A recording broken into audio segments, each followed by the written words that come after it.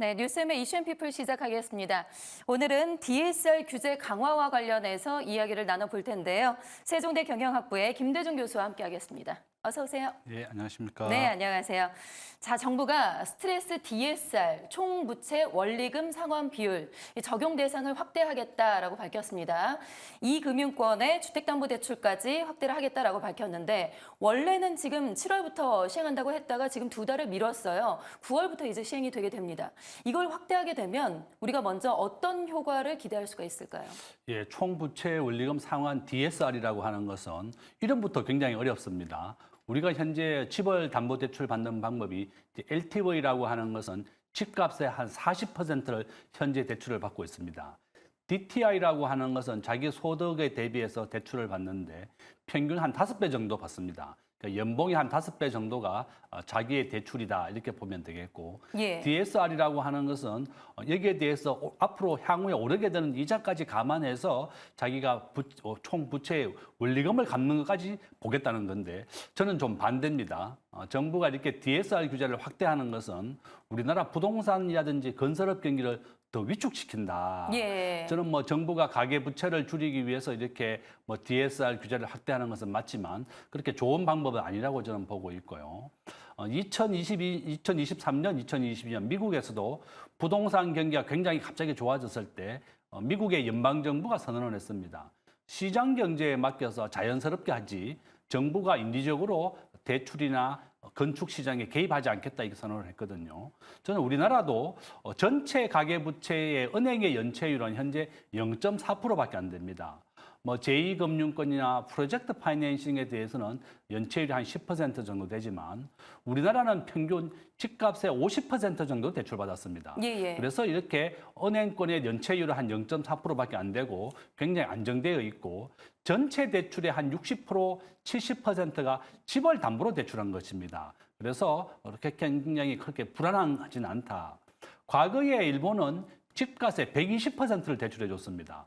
앞으로 오를 걸 대비해서 추가적인 대출해 줬기 때문에 일본의 부동산이 큰 위기를 겪었었지만 우리나라는 안정적으로 현재 집값의 40% 정도만 대출해 주기 때문에 그렇게 심각하지 않다. 그래서 저는 DSR 규제를 확대하거나 적용하는 것은 시장 경제에 위반되기 때문에 그렇게 좋은 제도는 아니다. 저는 그렇게 봅니다. 네, 교수님께서는 좀 반대하는 입장이시군요. 네. 그러니까 가계대출을 줄이기 위해서 이 제도를 시행하는 건데 실상 우리나라의 가계대출이 그렇게 위험한 수준은 아니다라는 입장이신 거고요.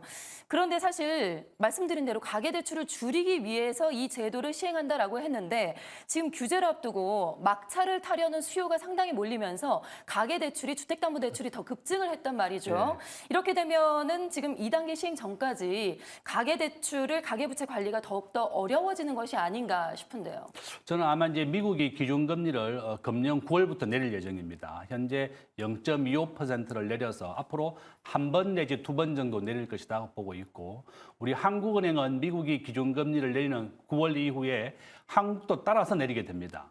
우리가 이제 커플링 현상이라고 부르는데 미국이 내리게 되면 한국도 동조화 현상 때문에 함께 내리게 됩니다. 예. 우리가 부동산이라든지 주식이나 모든 자산은 은행의 대출이자와 마이너스 0.8의 역의 반대의 관계가 있습니다. 결론적으로 은행의 이자가 내리게 되면 부동산이라든지 주식 가격이 크게 오르게 됩니다. 그래서 미국은 현재 이번 달에 미국이 9월 달에 기준금리를 인하하겠다고 하는 확률이 한 70%로 높아졌습니다. 미국이 코로나를 극복하기 위해서 전 세계에 풀었던 달러가 한 6조 달러가 넘는데요. 시중에 돈이 너무 많다 보면 물가가 오르게 됩니다. 예. 그래서 미국이 9% 물가까지 오른 것을 잡기 위하여 지금까지 기준금리를 0%에서 5.5까지 올렸고 계속해서 올려왔죠. 미국의 인플레이션율이 이번 달에 3.2% 나왔습니다.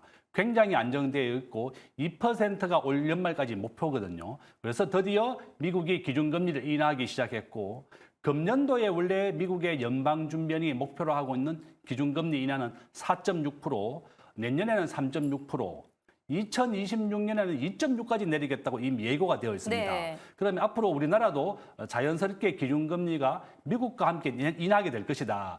이런 와중에 정부는 일부러 더 부동산 경기를 위축시키는 결과를 가져온다. 예. 우리나라에서 집을 가진 서민과 집을 가지지 않은 사람이 50대 50입니다.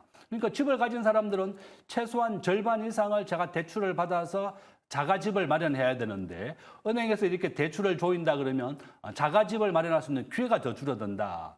저는 미국과 같이 시장 경제에 맡겨서 은행과 가계 대출을 받는 사람이 자연스럽게 해야지 정부가 인위적으로 대출을 줄이다든지 시장 경제에 개입하는 것은 그렇게 좋은 대안은 아니다. 저는 그렇게 봅니다. 네, 정부가 시장 경제에 진입하는 것은 좋은 것은 아니다라는 말씀이시고요. 그런데 사실 제도를 본격적으로 시행하기 전에 지금 결과적으로 앞서 말씀드린 것처럼 대출이 지금 더 높아지기 전에 움직인 수요로 인해서 지금 부동산 매수를 망설이던 사람들이 부동산 지금 매수를 시장에 뛰어들면서 부동산 가격을 더욱더 상승시킬 수 있다라는 전망이 또 지금 나오고 있는 상황입니다. 그래서 오히려 더 부동산 시장에는 더 부담이 될 수밖에 없을 것 같은데요. 이 부분 좀 어떻게 보시는지. 부동산 시장은 계속 상승하고 있습니다. 지금 서울에 한 1년째 계속 상승하고 있고 현재 정고점 대비해서 한 85%까지 올랐습니다. 서울에 지금 평균 집값은 한 13억 정도 되고 지방은 물론 이제 서울보다 낮습니다. 그렇지만 이와 같이 자산 가치는 굉장히 같이 올라가고 있는 것이다. 은행의 이자가 오르면 자연스럽게 부동산 가격은 오르게 되는 것이고 저는 우리나라에서 단독 세대주가 현재 한 35%에서 40% 정도 되는데요. 이 단독 세대주 비율이 계속 올라가고 있습니다. 서울과 수도권에서는 계속 사람 전체 5,200만 명 인구 중에 한 3천만 명이 수도권에 살고 있습니다. 바로 이런 이유 때문에 수도권, 서울에서는 특히 집값이 부족해서 서울로 몰려들고 있고 저는 앞으로 한 10년 정도는 부동산이 계속 오를 것이다 이렇게 네. 보고 있는데요. 일부 사람은 인구가 감소하는데 왜 집값이 오르느냐 이렇게 얘기하지만 단독 세대주 비율이 지금 40%까지 증가했습니다. 앞으로 저는 50%까지 증가할 것이라 보고 우리의 평균 연령도 이제 90세를 넘어가게 됩니다. 바로 이런 이유 때문에 서울의 주택 수요는 계속 증가하고 있고 정부도 시장 경제 원리에 맡겨서 주택 공급을 좀 늘려야 되는 겁니다. 서울의 주택 공급이 느리다 보니까 계속 이렇게 서울의 집값이 오르는 것이고 과거에 이제 앞에 정부에서 부동산 가격이 오른다고 해서 재건축 400개를 다 막아버렸습니다. 예. 지금 이제 새로운 정권이 들어오고 난 다음에 부동산에 대한 허가를 하고 이제 신규를 하고 있지만 부동산이라고 하는 것, 우리나라 전체 국민의 66%는 아파트에 거주하고 있습니다.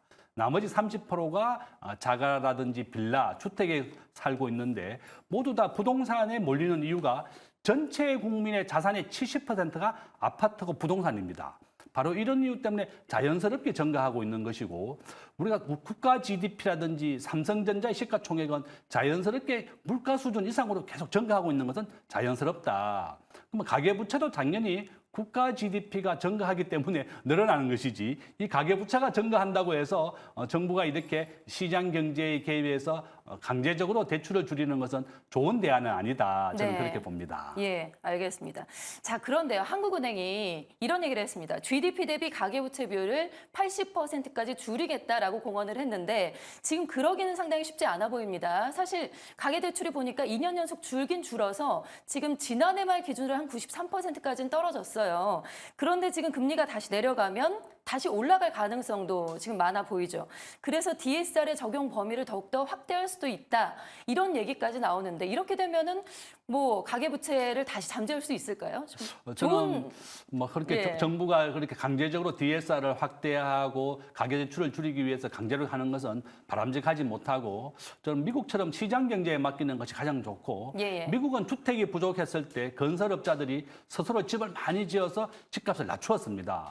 우리나라는 집값이 급등하게 되니까 재건축을 다 막아버려서 오히려 집값이 100% 올랐거든요. 이렇게 시장 경제에 맡기는 것이 자연스럽고 주택이라고 하는 것은 공급의 탄력성이 매우 낮은 것입니다. 공급의 탄력성이 낮다고 하는 것은 아파트는 지어서부터 착공해서 집을 입주하기까지는 5년 정도 걸립니다. 지금 엄마 아파트 재건축 허가가 났지만 앞으로 10년 뒤에 입주할 겁니다. 이와 같이 집이라고 하는 것은 뭐 하루아침에 굽는 빵이 아니라 최소한 건축하고 입주하고 이사까지 본다 그러면 최소한 10년 이상 걸리는 겁니다. 예. 결론은 정부가 장기적으로 가계부채를 줄인다든지 부동산 경제를 생각할 때 이와 같이 주택에 대한 특수성을 감안해야 된다. 5년에서 10년 정도 걸리는 것입니다. 그래서 장기적으로 서울의 인구 유입이라든지 또 건설업이라고 하는 것은 10억 원 매출이 일어나면 13명의 일자리를 만들어냅니다. 가장 많이 일자리를 만들어내고 경기를 부양하는데 가장 도움이 되는 것이 바로 건설업이고 부동산업이다. 그래서 저는 정부가 강제적으로 이런 DSR 규제를 적용하고 규제를 하는 것은 우리 시장 경제라든지 이렇게 해서 전반적으로 좋은 건 아니다. 이렇게 또 말씀을 드립니다. 네, 알겠습니다. 어쨌든 가계부채 감소와 또 우리 부동산 시장을 살릴 수 있는 이 방안을 정부에서도 좀 고민을 해 주시기를 바라겠습니다. 지금까지 세종대 경영학부의 김대중 교수와 함께 이야기를 나눠봤습니다. 고맙습니다.